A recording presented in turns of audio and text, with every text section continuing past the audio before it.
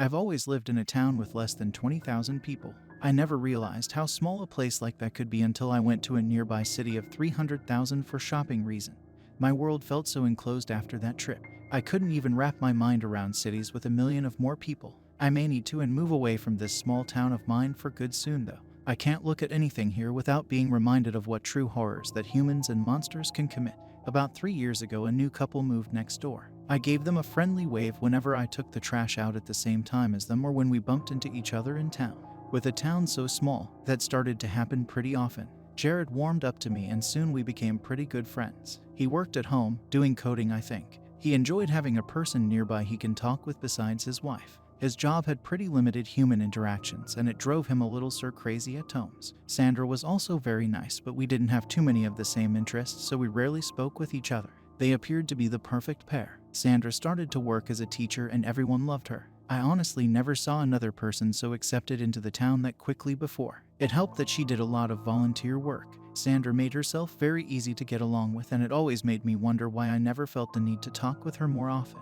On the way home one day I saw Jared at the bottom of the path that led off the bridge. I saw him before he saw me. If I crossed the bridge and walked along the half-moon-shaped path, I would reach where he stood. From where I was, I saw him clearly, but once I got on the path, I would lose sight of him due to the large bushes and trees that grew beside the trail. He spoke with someone I didn't recognize. In a town this small, everyone didn't exactly know everyone else, but people tended to have seen each other at least once. The man speaking with my neighbor gave me weird vibes. I nearly stopped walking to turn the other way, but I needed to go by them to get home, so I started towards the other end of the bridge. I wondered if I called down to them or if Jared noticed me, if things might have turned out different.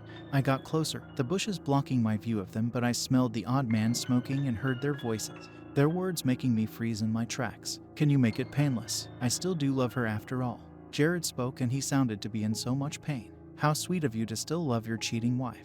But I suppose I can do such a thing. I may not be able to get to it for another week though. I do have other clients. The other man spoke in a deep smoker's voice without any enthusiasm. Sandra, cheating. I couldn't picture that. Those two looked to be so much in love with each other, more so than any other couple I've come across. Jared would step in front of a bus to save his wife if needed. Even if she did cheat, he was the type to forgive her and not, well, what were they talking about? Was this man some sort of divorce lawyer? It's who she's been with. That's what I can't forgive. Please, you know what my payment is. If you can, make it soon. I can't live with the thought of her still being around to just keep doing. Jared trailed off, his voice cracking. I took a step back and winced at the noise. For a second I thought they heard me from the pause in their conversation. But the other man was just lighting up another cigarette. I saw part of the stranger through the leaves. He hunched over with a wrinkled gray suit jacket, some wrinkles by his eyes and messy gray hair pushed back. His shoes once had been a nice pair made of shiny black leather, but now with scuffs covering the front. His eyes darted away from Jared and I could have sworn we made eye contact.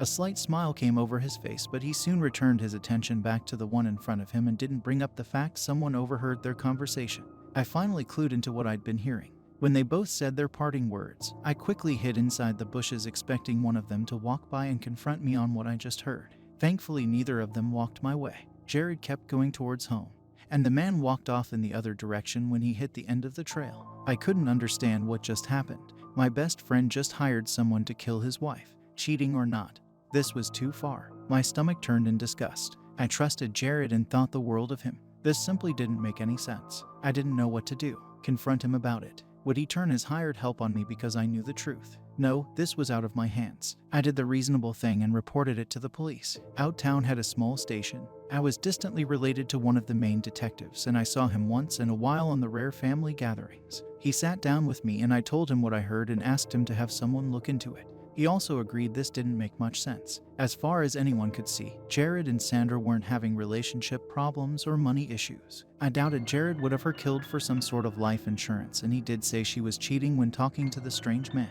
I gave a description of the hired killer and felt terrible I didn't have much else to say to help with the case. The detective told me to act normal around them if Jared spoke with me. He didn't want me poking around trying to get information and tipping him off I knew something. He thanked me for coming over and said he would have someone looking into this right away. Before I left, he asked if I was going to go to our grandmother's birthday party at the end of the month. I told him I was considering it. We then spent a few minutes trying to guess out how we were related. We figured he was an uncle-in-law and left it at that. In small towns, everyone was related to everyone in a distant sort of way. I found it pretty hard to sleep knowing a plot against Sandra was going on next door. Would Jared really wait until the hitman did his job or take matters in his own hands? Was he being cruel to her? Could I really do anything else to help? All these questions nearly drove me crazy. I stayed in the house worried I might run across Jared and he found out I knew his plan just by looking at me. After 3 days, the station called asking me to go in and answer some more questions. I walked inside and was guided into a small interrogation room. My stomach sank and I asked if Sandra was all right. They said she was fine and treated me fairly well. They weren't accusing me of any crime.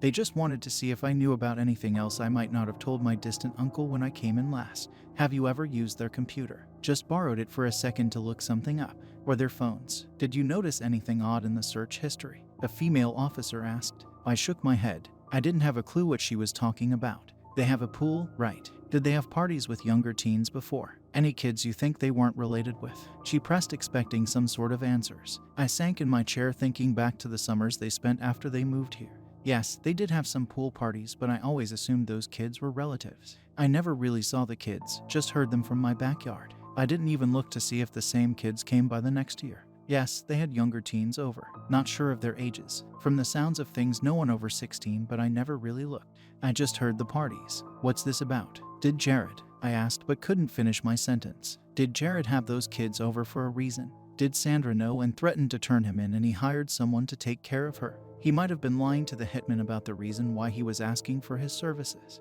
I shook my head, feeling sick and world spinning. This wasn't right. I knew those too. Jared wouldn't hurt a fly. He was so quiet and gentle to everyone. Hell, if you raised your voice at him, he backed down. If he did the things they were suggesting, he would not be able to keep it hidden for long. He would turn himself in. I didn't think he would ever hire someone to kill his wife. We spoke for another hour and I didn't help at all. At least I think I didn't. A knock came to the door and I nearly jumped out of my seat by the sight of the man who came inside. I stared right into the face of the man who'd been hired to kill Sandra. His outfit now a black crisp suit and hair neatly fixed. The officer noticed my reaction and then looked towards the man not knowing who he was. I sputtered out he was the hired killer, but he took out a badge to hand to the officer. I'm Agent Graves. We'll be looking into this case. If you're finished with him, could I borrow Mr. Wells in the lobby for a moment? He spoke and even his voice sounded more professional than before. I shook my head and at least the officer took the man outside and ran his badge before handing it back over. She confirmed he was who he said he was and needed to release me over to the agent. I couldn't keep up with this new turn of events. Was this man undercover pretending to be a hired killer? Just what the hell kind of trouble did my neighbors got into too? I followed the man to the front of the station, still confused what was going on. I didn't even know what kind of question to ask or why he wanted me out in the lobby. He kept walking, saying he would rather us talk outside by his car when a new pair came through the front door. Our eyes met and I froze. Jared came inside with a different officer. He saw me and his face fell. The officer looked confused on who the agent standing next to me could be. He didn't press Jared to keep walking he wasn't in cuffs. He wasn't arrested. Seriously, what was going on? How much? Do you know? Jared asked me in a voice that sounded as if he was crying. Were you the one he asked the police to look into us? We could have taken care of this quietly. And now, he had the nerve to appear hurt. The man who put a hit out on his wife. And the man the police were asking about any underage teens being at his house for some reason. My anger flared at how he acted so betrayed. I know you asked this man to kill your wife. What the hell are you trying to do? What are you hiding? I demanded, getting into his face, feeling so upset the man I trusted did all these things. He backed up, eyes red and wet with tears. This wasn't the face of a man who committed the acts the police assumed. Or maybe he looked like this because he knew he'd been caught. You had to ruin things shouting that in the middle of the lobby. This is why I wanted to get you out of here, Agent Graves said, and we both looked over to him. To my shock, the darkness started to fade from his suit until it looked like the wrinkled gray jacket from before. The sounds of the busy office disappeared and I looked away from Jared to see the officer that came in with him was gone. I shook my head trying to clear it. My head darted around, seeing the entire office empty besides the three of us. I opened my mouth to speak but found no words. The smile that came over the false agent's face unnerved me more than the odd disappearances. Your wife is in one of the holding rooms. I can take care of her now and get this over with, Graves offered, and I shouted in shock over the offer. No, you can't just. What is going on? I demanded. I didn't want you to find out about this. Hell, I didn't want anyone to find out. This should have gone over silently. I don't know how you knew, but please, let us deal with all of this. Jared pleaded. Deal with what? Killing your wife. Did she find out something you don't want to admit? That you had teens over at your place for God knows what and you lied to him saying she was cheating on you? I said, body shaking from rage. I don't know where everyone went, but I'm finding someone to arrest both of you.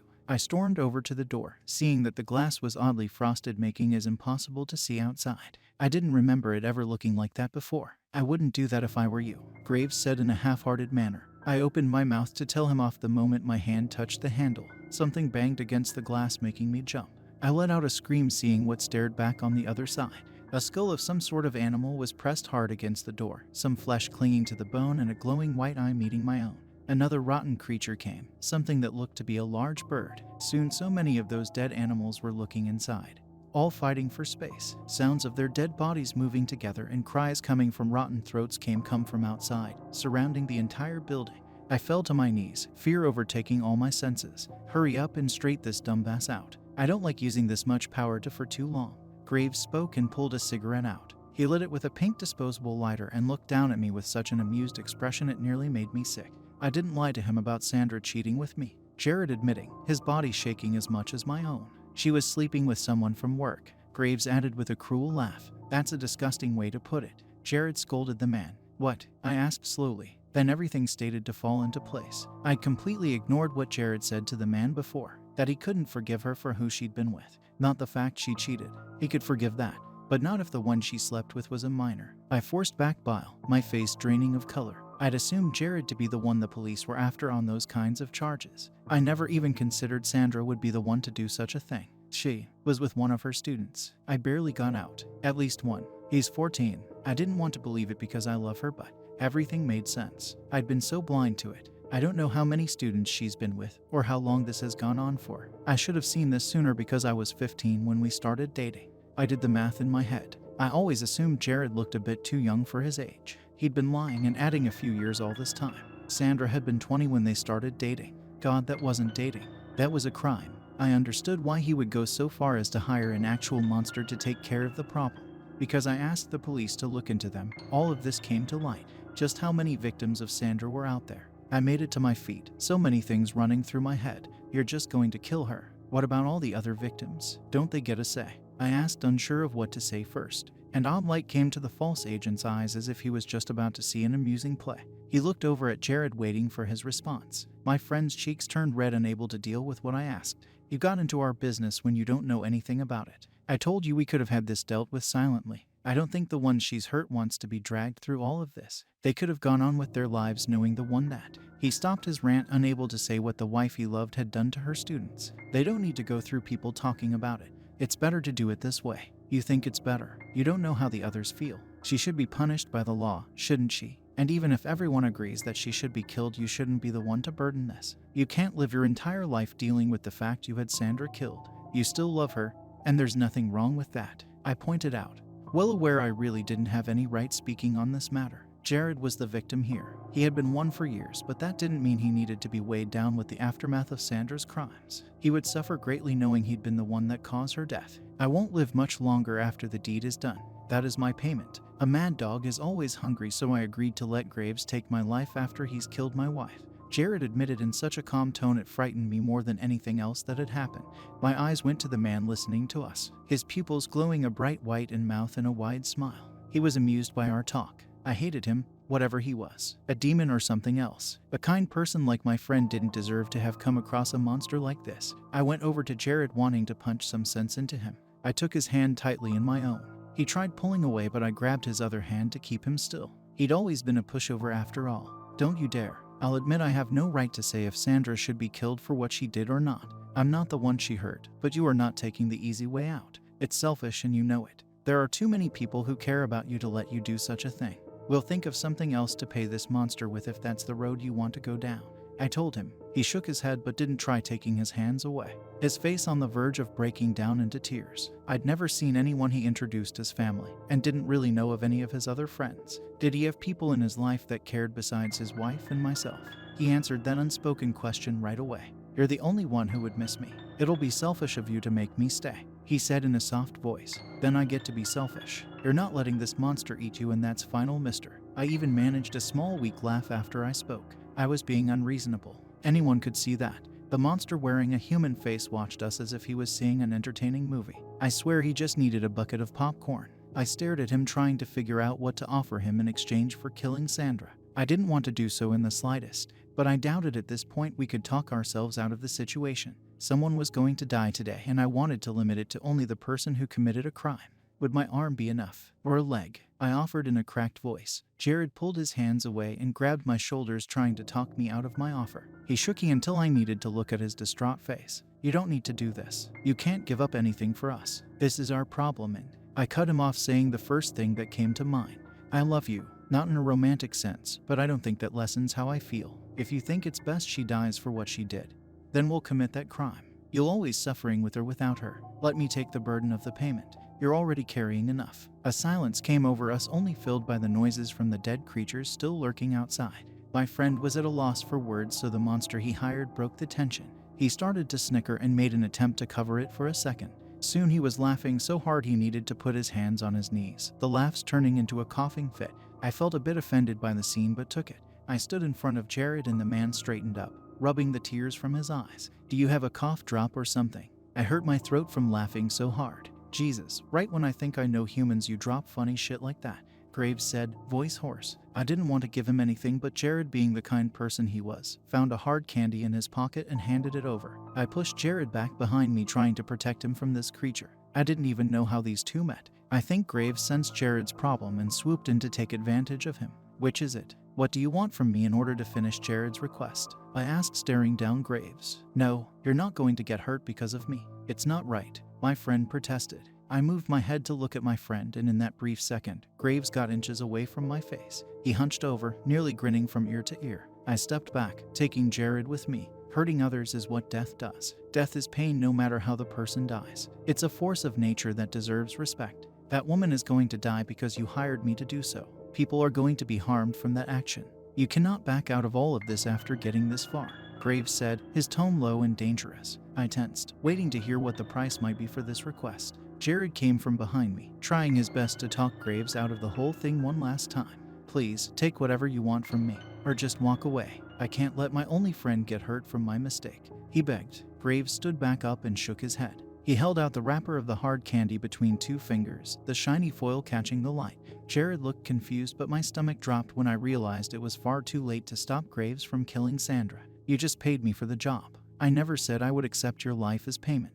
A hard candy is good enough for me. Your friend is right about you taking the easy way out, and I decided I like the idea of you suffering much better. I'll go finish my job. Let's hope you two never have a reason to come across me again. We both started to speak, begging him to stop and listen. In a blink of an eye, the police station returned to normal and Graves disappeared. We looked around confused, and the officer that brought Jared in didn't seem to remember that the three of us went somewhere else for a while. To him, there was no agent a second ago, and we'd always stood there with him. Before we could start asking the officer questions, the station started going into motion. A voice called out asking for an ambulance to be called. Jared's face turned pale and he fell to his knees. I stayed beside him and let the officers rush around. I got him into a plastic chair in the lobby, unable to speak with him. We sat silently and waited for the news we already knew.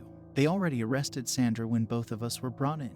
When an officer left the room to go get her a drink, she suffered a massive heart attack from a medical condition no one knew about.